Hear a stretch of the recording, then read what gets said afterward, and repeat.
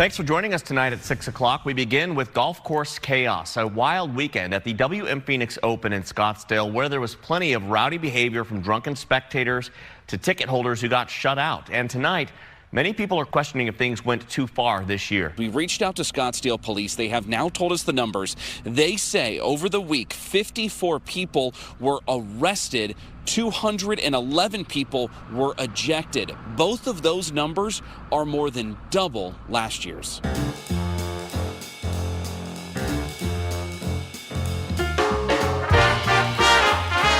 Welcome to the Fellowship. My name is Adam Hawk. My co-host goes by the name Ryan Engle, and for the first time since we started doing this podcast some 9 months ago, I am honestly intimidated to even do this episode. There's just too much. It's too overwhelming. Too many things to talk about. Intimidated by who? Too many things to rant on. Too many things to rip to shreds, too many Brads and Chads to laugh at, too many apologies to issue, and too much to get caught up on. The good news is, because there's always good news when there's bad news, you know, there's a yin to everybody's yang, Adam. You heard it here first, folks. The tides, they be a-changin'. Okay, the tides turn, the times change. Whatever, dude. What I'm saying is things are moving, and they're moving in the right direction. And it's easy to look at all this stuff and be intimidated by it because it's a dumpster fire. But things burn down, they get rebuilt again. And right now, I'm looking at the glass half full. I see a lot of positives because things are changing. Yes, and I'm not intimidated to talk about it. I'm intimidated to even try to tackle this Mount Everest of podcast gum flapping because simply there is so much for us to wrap our arms around and talk about. I just don't want to leave anything out. Oh, well, we're going to leave shit out. That's what we do best. Shall we let the horse hockey begin? Let's get the jaw jacking going. Let's go. All right, out of the gate. Quick hitters, just some stuff that we can talk about at the top and be over with. First of all, as many of you know, I drive a white 2014 Toyota Corolla. It screams of a person who works from a cubicle, eats Subway for lunch, and never misses an episode of The Masked Singer. If there ever was a motor vehicle that personified not having a persona, it's the car that I drive. Now, granted, I took this car from my wife when we had kids, and she's been driving around brand new SUVs every time a lease runs up, but the fact remains the same. I am a 2014 white Toyota Corolla driver, and I mean white, the color of the car, not the color of my skin. Beyond being a driver of a 2014 white Toyota Corolla, I am also the not-so-proud owner of 3 Walmart hubcaps. I say 3 because one of them went flying down the road after I hit a pothole many months ago, and I am very sad to report on this podcast that as of today, I'm down to 2. So you had the passenger front missing for quite some time. Sure. Fill me in. Which one flew off? Passenger rear. Oh, so driver's side looks great. That's awesome. Oh, man. Can you find the same hubcaps to match it up, or you got to go find some new ones? They no longer make them, so I have to buy 4 all new ones. Can I suggest some spinner caps? Sure, you can suggest them, and I might take you up on that. Now, look, folks, I could buy rims, but what's worse, buying rims for a Toyota Corolla or just cruising around like an idiot with 2 plastic hubcaps? Hubcaps are like the tape decks of wheels. I'm surprised they still make them. Yeah.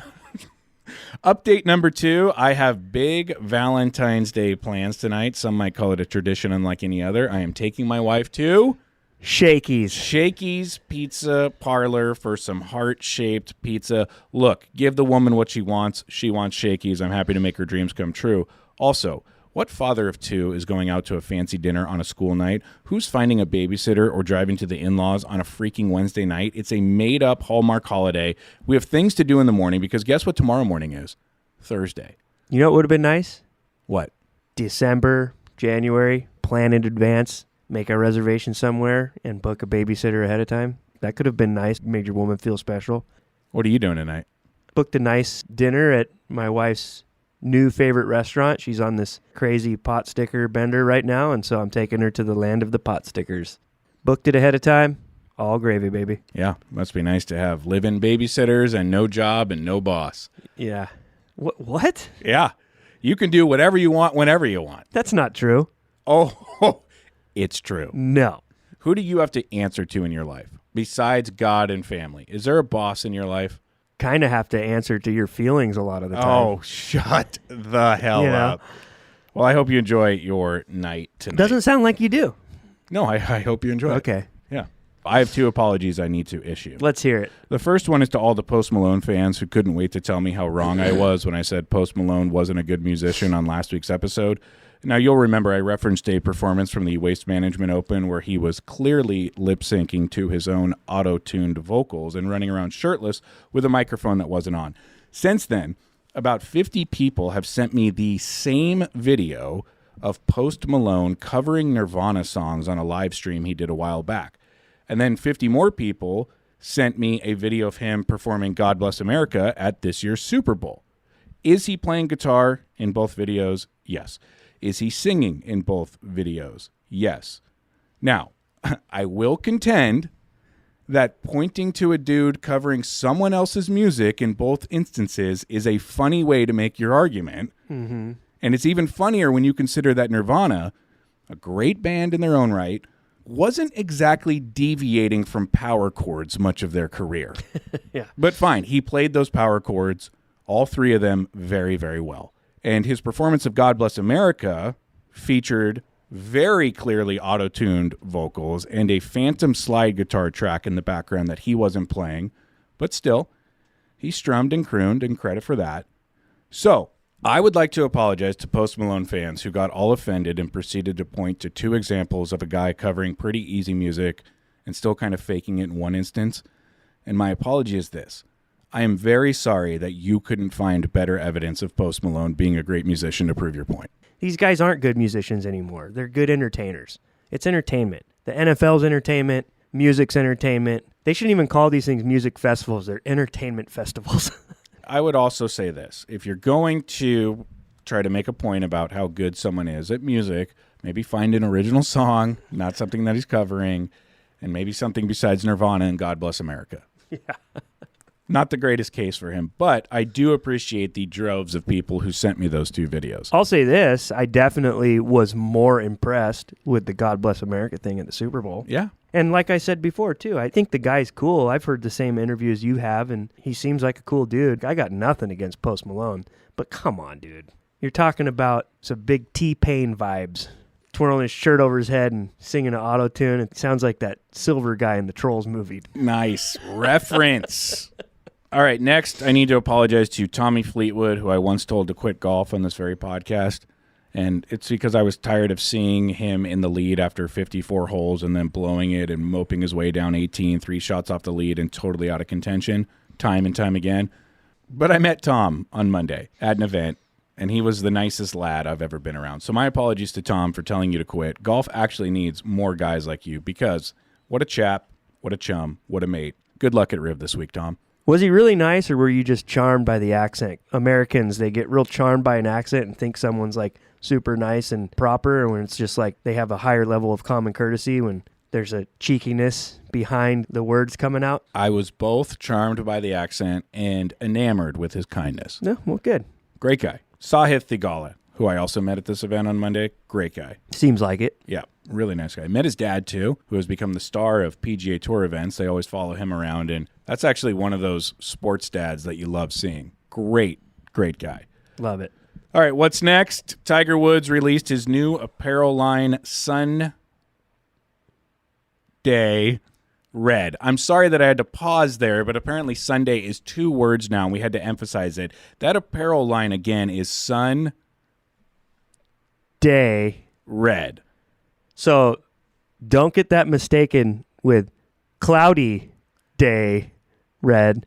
It's Sunday Red. Maybe they should have named it Sunny Day Red. Ah, yeah. You got to love these brands that are still trying to do this take on words. They like misspell it on purpose. Mm-hmm. You know, take some syllables out.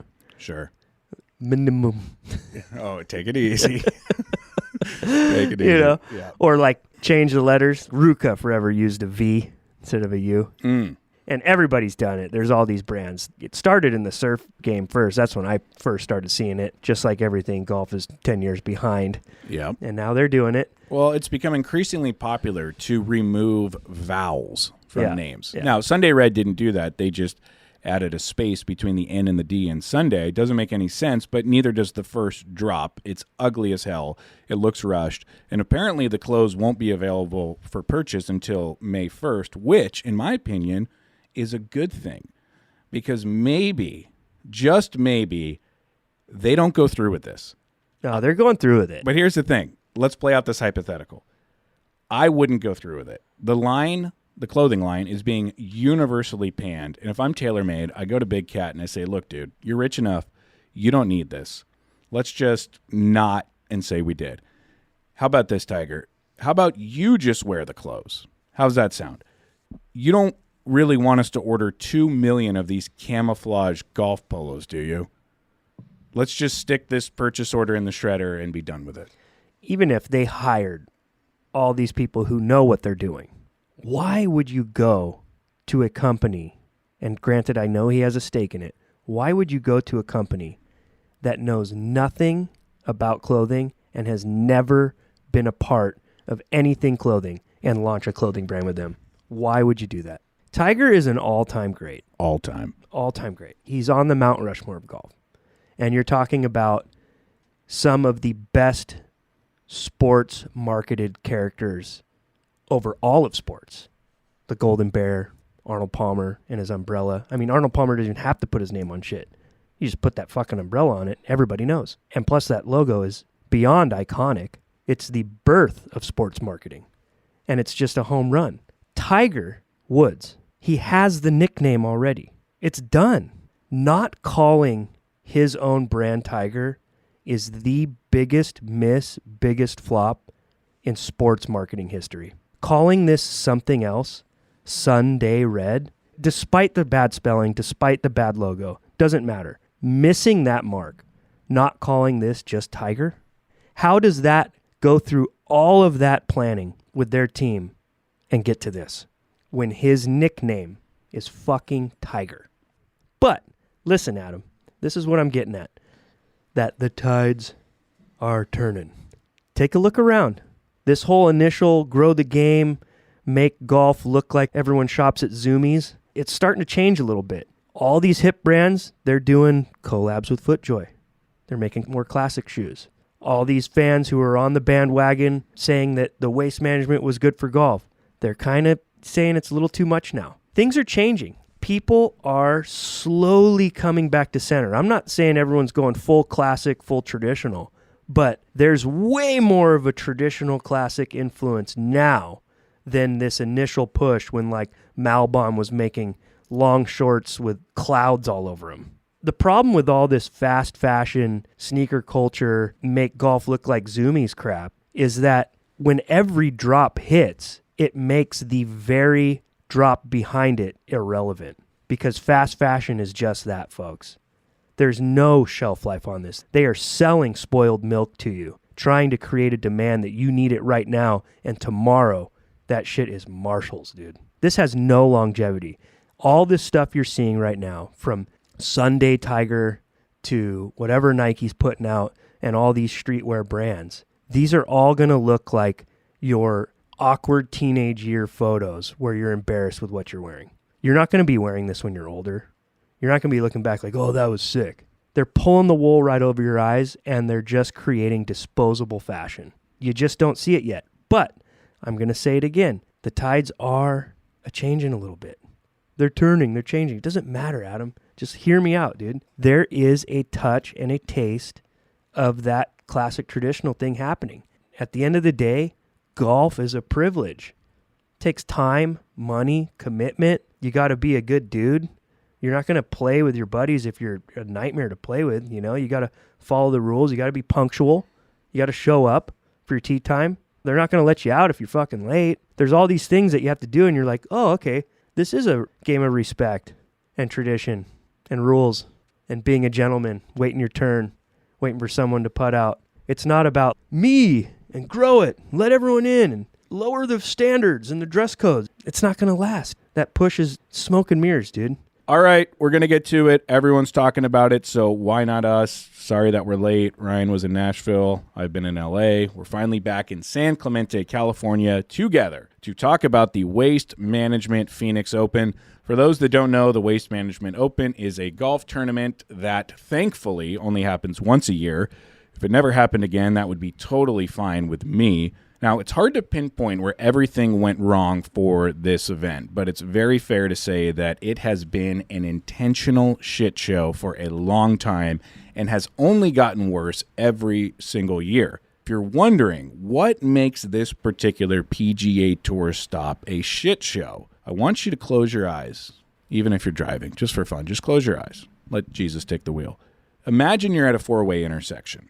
At one stop sign, you have golf in 2024, which has become a cartoon character of itself. There are no standards. There's no decorum. A whole hell of a lot of people have shown up and screamed from the rooftop, frick your tradition, frick your rules, frick this game. It's ours now. And if you try to stop us, we'll call you gatekeepers, we'll call you stuffy, and when we're really desperate, we'll call you sexist and racist because, well, we don't know why, but we have to end the argument, and that's the best way to end it, you gatekeeping, stuffy, sexist, racist. At the other stop sign, you have social media culture, and this culture loves to celebrate the worst in people. The drunker you are, the bigger of an ass you are, the louder you are, the dumber you are. Clicks. The more of a hero you are, at least for 15 minutes when some of these low-brow meme accounts need the traction and engagement, and they post a video of you acting like a total jackwagon, and they write some caption about how much of a legend you are. At the third stop sign, you have a tournament, the Waste Management Open, which totally plays into their role as the breeding ground for debauchery. They do not do anything, at least not publicly, to curb the behavior, which has only gotten worse every year, and instead they hype it. This is the People's Open. Come get drunk, pass out in the mud, see yourself on social media, come back next year and try to top yourself. And at the final stop sign, you have Arizona. Enough said. Now imagine that these cars aren't stopped at the intersection, but rather they're all going 100 miles an hour. And what do you get? You get a cinematic, four-way, hood-bending, glass-breaking, tires-flying, head-on collision of moronic proportions never seen before. And instead of calling the cops or the ambulances, the media, the fans, and Golf Instagram just sit around filming it on their phones and calling it awesome. That is the Waste Management Open. And somehow, people act surprised when this happens. How did this happen? How did it get out of control?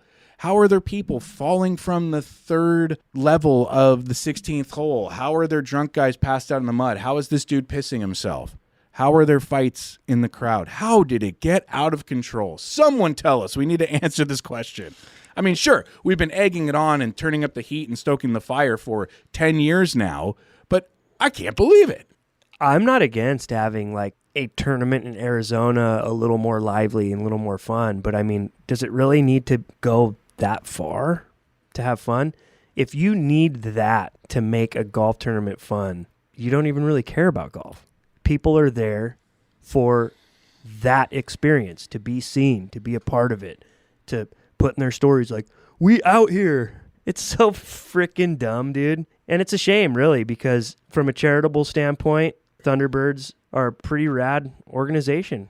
They raise a lot of money. Waste Management markets that they're a zero waste tournament. I doubt that, but that's kind of a cool aspect too, if it was completely honest, which, you know, they're probably fibbing a little bit. I mean, we've all been to those places. It's just plastic containers all over the place, and what, are they going to sort through all that trash from the 800,000 people that were there? I think there's a better way to do it, and call me the fucking fun police, but you got to hold on to some type of standard, some type of decorum. It's fucking golf, dude. I know everyone is so insecure in their manhood to like a game that has rules and tradition, and to like a game that has private places that require you to tuck in your shirt. I know that's really hard for you guys to like a game that has all that stuff, so you have to make up for it by putting a bunch of zany thumbprints all over shit.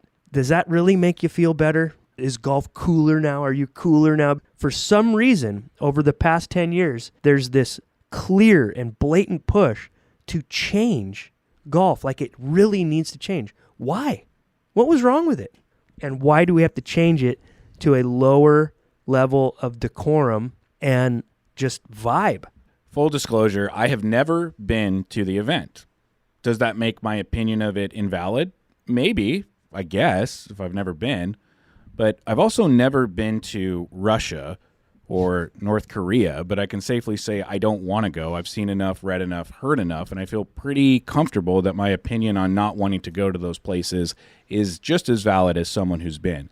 And look, before people write in and say, I cannot believe you compared the Waste Management to Russia and North Korea, I'm sorry. I did not mean to denigrate Russia and North Korea like that. I would much rather go to Russia and North Korea than the Waste Management Open. I apologize. But I know enough and have seen enough to know that I don't want to go to this event. All these social media accounts that hype the debauchery, the drunkenness, the swan diving into bunkers, the streaking, the fighting in the gallery, the heckling of players, the falling from grandstands, the grown man passed out pissing himself through his cargo shorts, the guys dressed up in costumes, the fans throwing beer cups onto the green, all those accounts hyping those things has informed me enough that this event isn't great, and it's not for me. Now, like you said, do I hate fun? Do I hate drinking? Do I hate hanging out with my friends? Do I hate golf? Quite the opposite. I love all of those things. Beyond that, I actually really like TPC Scottsdale and enjoy watching the tournament on TV, and I watched a lot of it over the weekend. But do I want to go? Do I want to be smashed between 800,000 people trying to move around a golf course? Do I want to be a part of some weird hybrid love child of Burning Man Fire Festival in Woodstock? Do I want to participate in barstool culture just to prove that I love golf, drinking, and hanging out with my friends? No. Hard pass. I'm good on all that. Yeah. I'm fine. And to all the people saying that this event is great, that's awesome. You can have it. It's yours. That's where you want to plant your flag. Fine. Take it. I am happy to give the Waste Management and defending it and caping up for it all to you. And instead of 800,001 people, you can just keep it at 800,000 because I won't be there. Yeah. I am not telling you not to love this event and not to go. I am telling you that you cannot say anything to me that will convince me otherwise that this is a great event that I should attend. And I have nothing further to add to that. So stop trying to convince me that I have to see it for myself. You and your people have shown me everything that I need to see. From the social media meme accounts to our friends who post the exact same things on Instagram hoping to get reposted. You know, when they go find a drunk guy passed out at the Waste Management Open, they're not just walking by. They're pulling out their phone and filming it and saying, Waste Management remains undefeated. Yeah. They're doing the exact same thing as everyone there. So you can't go and document this event the way that you do, show it to the world, and then say, it's not really like this. Then what the fuck are you showing us? Yeah. And why? Yeah. If it's not really like that. Perception is reality. If you want us to perceive the event a certain way, congratulations, you have succeeded. I perceive it a certain way. And to me, the Waste Management benefits immensely from mob mentality. You get enough idiots in one place liquored up feeling like they've been dared to act as stupid as possible, and you are going to get exactly that. So I actually understand the behavior. I get it. Yeah, you invited the idiots to the party. And then you gave them booze. Yeah. And then you filmed them and you empowered them. Every year. Right. Now, just don't tell me that it's some sort of exercise in freedom or a show of passion or some love letter to golf. It's none of that. Yeah. It's a giant outdoor frat party with a golf tournament happening in the background. That's what it is. And I don't need to have been there to have that opinion. Because whether I'm right or wrong, everything you have shown me is validating my perception of it. And we have been saying this for a long time. And now everyone seems to be coming around to us because I saw a poll recently online where 90% of people answered the question, did the Waste Management go too far this year? 90% of people said yes. 9 out of 10 people feel like the Waste Management went too far this year. This all culminated on Saturday. And you can blame the weather all you want and say that everyone showed up on Saturday because Thursday and Friday were rainy and no one goes on Sunday because of the Super Bowl. So Saturday's logistical nightmare where they shut down alcohol and shut down the gates was an unfortunate byproduct of bad weather. I mean, fine, I guess, if that's the argument you want to make. But try this on for size. Every single ticket issued for the Genesis Invitational this week at Riviera is an any day ticket, meaning if you have a ticket, you can choose what day you want to go, Thursday, Friday, Saturday, or Sunday. That was the exact same ticketing procedure at the Waste Management. If Thursday and Friday are crappy weather days here in LA, I will bet my kids that if every single ticket holder went on Saturday and that place had 4 times its capacity, you are not going to see anything at all that resembles what you saw Saturday at the Waste Management. And you know why that is, Adam? Go ahead. It's the culture. They created a culture for that event. It was a culture vulture. You invited the clowns, and now you don't like the circus that you made? You promoted it for years. They even tried to stick up for the throw the beer cans on the hole. And look what we saw this year. That Asian kid. Doug Gim. Yeah. Makes a stock birdie, and you throw beer cans on the green for that, or beer cups now. I feel bad for the minority of folks that defend this thing. I'm not telling you can't like it, but you got to own it. You have to own what it truly is. Yep.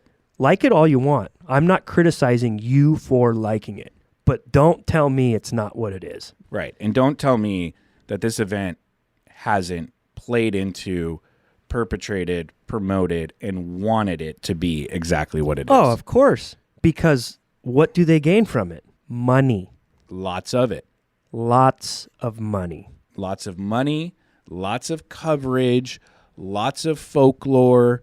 And it's hard when you're raking in the money, you're raking in the headlines, you're raking in the attention to say, you know, at some point we should maybe draw a line. We should maybe limit ticket sales. We should maybe watch how much alcohol people are drinking. We should maybe take the third deck off and just have it be a 2-deck Coliseum.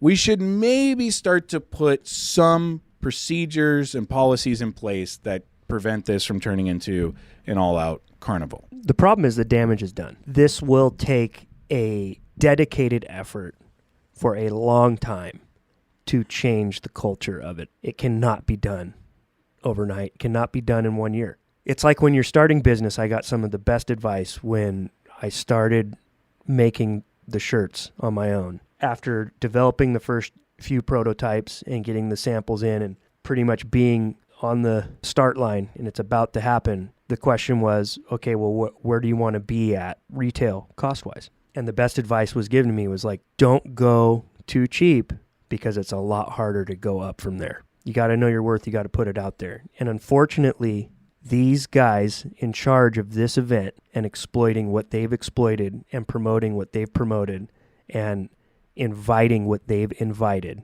they have set their price. And it's going to be really hard to change that price. And with that comes a cost.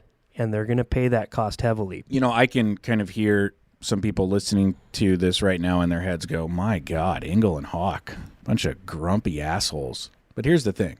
If you want to come to the two guys that run Nation Golf, who likely have a scotch in their hand most hours of the day and put on a tournament once a year that absolutely champions partying and the fellowship, you're barking up the wrong tree.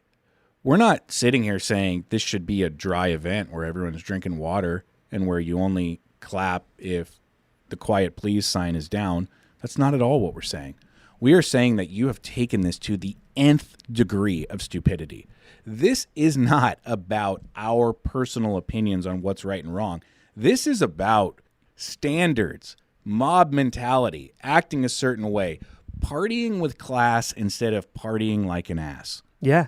You can put a sport coat on, enjoy some beverages, enjoy the fellowship, and socially be a part of a positive get-together, creating memories, just like golf, taking turns, sharing that experience amongst each other. Or you can be the guy who can't handle his liquor and passes out in a bathroom with his face on the floor. And that's what this waste management is. The sideshow, shit show, bullshit culture that this tournament created. Doesn't help golf in any way. It's not needed, and we don't like it. And also, look, come out to the Nation Desert Classic one year. You will pull into the event at 11 in the morning, and the first thing we're going to do to you is put a drink in your hand. Yep. And it's going to be a free drink, and it's going to be one of 9,000 beers that we bought for 120 people. You are going to get lubed up and have a good time and cut loose and really enjoy golf, the fellowship, drinking, smoking, all of that. But if one of our guys was to get naked and run across the golf course, swan dive into the bunker, show his butthole to everyone, start pissing himself, and then other of our guys started filming it and sending it out to meme accounts, those guys are out for life. Yeah. In a second. Yeah. But we don't need to tell them that because guess what? We party with adults. Yeah. And party like adults. And there is such a difference. And I was talking to a good friend of ours, Anthony Bacardi. And I said, you really want to fix this thing? And I was just going through some hypothetical extremes. I put an age limit on the Waste Management Open. Anyone 16 and under is allowed in. Anyone 25 and older is allowed in. If you are between the ages of 17 to 25, you're out. You're not coming in. And I am telling you right now, folks, you would cure every problem in the entire world if we did not have to deal with boys between the ages of 17 to 25. Not just the Waste Management Open. Literally, the world would be cured of everything if guys between the ages of 17 and 25 just weren't here. Yeah. But here's the real problem. It's guys that are older than 25 who still want to be 17 to 25 and either act like it or glorify it. Yeah. And at some point, folks, you got to grow up. You got to face the music. You're an adult now, and it's just perfectly fine and acceptable to act like one. Yeah. It's not a bad thing. Yeah. It's a good thing, actually. It's a good thing when another man sees you as a man instead of another man seeing you as a boy. Quite frankly, it's the best thing. Just a bunch of adolescents egging each other on, making noise, and talking during the movie in the theater. That's it. Let's talk about the players. Zach Johnson, Jordan Spieth, Billy Horschel, all three of them had incidents with the fans. Zach Johnson apparently was being heckled about his Ryder Cup team captain picks. And here's what I have to say to the fans heckling Zach Johnson about his Ryder Cup team captain picks. If you want to accost a professional golfer like Zach Johnson and a two-time major winner, here's what you do. You get good grades in high school, you go to journalism school, you get a job, you get credentialed, and you get into a media room and you do it there. That is the only time where a golfer should have to answer for something that he did. He's playing golf in between the ropes. He's doing his job. If you want to get on him about something like that, go do the necessary steps to get into the room where those kinds of questions are permitted. That's what you do. But you're not going to do that because you're an idiot with a cell phone, and instead you're just going to start barking at a guy in between the ropes playing golf. And then you're going to call him soft for coming over there and telling you to shut up. Guarantee that the Yahoo doing that, his buddy was the one filming him behind it. Absolutely. And they're doing it for the fucking video. Just like all these idiots. No one's going to this tournament to see the golf. They're there for the scene. If you really love desert golf, go to the Bob Hope Classic. It's 2 hours closer. The golf course at Lakina Country Club is miles better as far as conditions go. The guys on tour even say it's the most pure golf course they play. And you can walk next to a player his whole 18 holes and watch him play. And everyone's going to be behaving. You can have just as many drinks. You can go to restaurants that night that aren't filled with a bunch of frat boys. And you can catch an Uber like that. Sounds like a better experience to me. Me too. But that's just me because I'm about the golf and not about the scene on the side. Billy Horschel yelled at some fan who was talking in his playing partner's backswing. I love Billy Horschel for this move. Billy Horschel has a criminal terminal case of the red ass. Oh, yeah. This guy wakes up mad. I mean, we saw him yell at a guy next to us at the U.S. Open. US Open. It's fantastic. Yeah. Yeah, a guy was just talking on his cell phone loudly while Billy Horschel's playing in the U.S. Open. Yeah. And Billy's just screaming at this dude. Yeah. And there is nothing I love more than a gentleman with a case of the red ass. Yeah. It's fantastic. You love to see it. You love to hear it. Yeah. This guy who gets yelled at by Billy Horschel starts laughing afterwards because that is the reaction of a scared boy, is to nervously laugh after getting dressed down by someone older than you because you fucked up. And then Jordan Spieth had his interaction with someone in the crowd who was also making noise during his backswing. These three guys, Billy Horschel, Jordan Spieth, Zach Johnson, went so far up in my book because if you want to call them soft for getting into it with the fans, here's what I'll tell you. Soft is being non-confrontational, taking it and walking away and enabling that behavior. It is not soft to stop what you're doing knowing 100 cameras are on you, going over and having a face-to-face word with someone. How many of these guys are scratching that off their calendar next year? Thank you. And I'm wondering the same thing.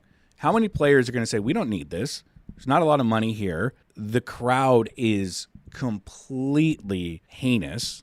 We're subjected to shit that we have never had to deal with in our life. Getting in and out of this golf course is difficult. We don't want to be here anymore. This event lost its luster. We're gone. We're out. That golf tournament is going to start looking like a live wet dream when you have no-name players playing in front of frat boys. That's exactly what live is and wants to be. So if you want to see live come to life, keep berating these PGA Tour players at the Waste Management Open. The fact that they try to get away with calling this the People's Open is so laughable. Yeah. It's just the whole thing is cringe. Yeah, although I do want to say that final round was 10 times more entertaining than the Super Bowl. Garbage truck Chuck Charlie Hoffman nearly pulled it off. He played such a wonderful round of golf, made one mistake, and that was enough for Nick Taylor, the heartbreak kid, to come and run him down. The same way that Nick Taylor ran down Tommy Fleetwood at the Canadian Open, he did it to Chuck Hoffman at the Waste Management. That guy was a birdie machine. Birdie machine. He made birdies on 7 of his last 8 holes, including the 2 playoff holes.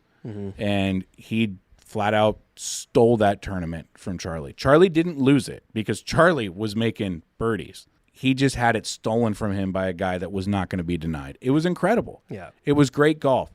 And I would venture to bet that if you were to poll the 800,000 people who walked through the gates of the Waste Management Open who won this golf tournament, 75% have no idea. No idea. I can tell you this, close to 100 probably didn't even know who Nick Taylor was and definitely didn't know that he won the Canadian Open. Right. So, again, just don't tell me that you're there for the golf. And by the way, you physically cannot make the argument that you're there for the golf if you're walking shoulder to shoulder, penguin stepping with 800,000 other people, and you quite literally can't see the golf. Saying you're going to the Waste Management for the golf is like being a C-grade influencer bikini model going to Coachella for the music. Right. Or saying, I read Playboy for the articles. We would be so much happier to accept this event if everyone just told the truth about it. Yeah. Just own it. The only argument I like from the camp of those who like that tournament is it's just the one tournament a year that it's crazy like this, and that's what I like about it. That's fair. At least you're honest. But don't tell me it's not the shit show that it is. Right. And don't tell me that it didn't blatantly cross the line. Again. I mean, it's been a habitual line stepper for a long time, but now everyone has come around to it. Yeah. We should get some like funny golf commentator guys, and they could put GoPros on their head and run with the fans when they open the gates to see. Oh, wait, they did that this year. Yes, Smiley Kaufman, yes. You know what's great for Smiley is now that he has a broadcasting job, we can see him on the golf course on the weekend. Ouch. We've lost the plot, folks, but as Ryan mentioned, it seems to be swinging back towards the center. Look at how many people are dogging how that went down. Yep. Look at how many fanboys of the current trends of the industry and golf fashion. Look how many are criticizing Tiger's brand. Look how many people are wearing FootJoys again. Look how many guys are doing collabs, making traditional footwear. Look how many rappers are starting classic-looking golf brands. Now we have some great tournaments to look forward to. Yes, we do. We're coming into the real stuff. Yep. It's coming around the corner. And you know what? As much as I don't really like the cramped major schedule, at least we got some golf worth watching back to back to back to back to back. Yep. Well, appreciate you having this conversation with me, and appreciate everyone listening. Sorry it took us so long to get to it. Scheduling issues. After a Saturday at Riviera Country Club, we will be back here on Monday, and we'll talk to you then. Love it.